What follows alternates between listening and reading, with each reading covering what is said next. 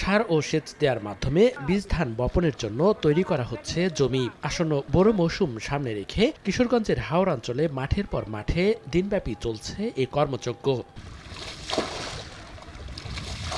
কৃষকরা জানান, বাজারে বিএডিসির ধান বীজের সংকট আছে, এতে বেসরকারি প্রতিষ্ঠান থেকে কিনতে হচ্ছে বীজ। অপরদিকে ডিজেল, সার, কীটনাশক সহ অন্যান্য কৃষি উপকরণের দামও চড়া, এতে অনেকটা হিমশিম অবস্থা।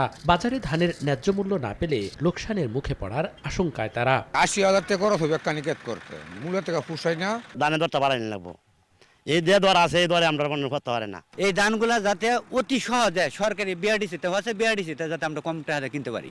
কৃষকদের প্রয়োজনীয় বীজ ধান সরবরাহের সক্ষমতা বিএডিসির নেই বলছে খোদ কৃষি বিভাগ। তবে জানিয়েছে কৃষি বিভাগের পক্ষ থেকে বিনামূল্যে বীজ, সার ও সেচ ব্যবস্থাপনা নিশ্চিত সহ কৃষকদের দেয়া হচ্ছে সব ধরনের সহযোগিতা। অর্ধেক পাউডারে দ্বিগুণ উজ্জ্বলতা, নতুন রিন অ্যাডভান্সড অর্ধেক পাউডারে দ্বিগুণ উজ্জ্বলতা।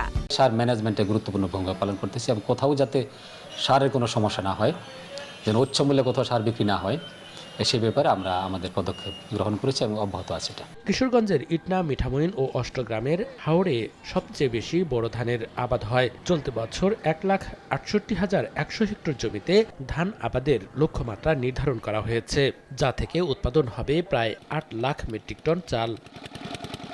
সময় সংবাদ, কিশোরগঞ্জ।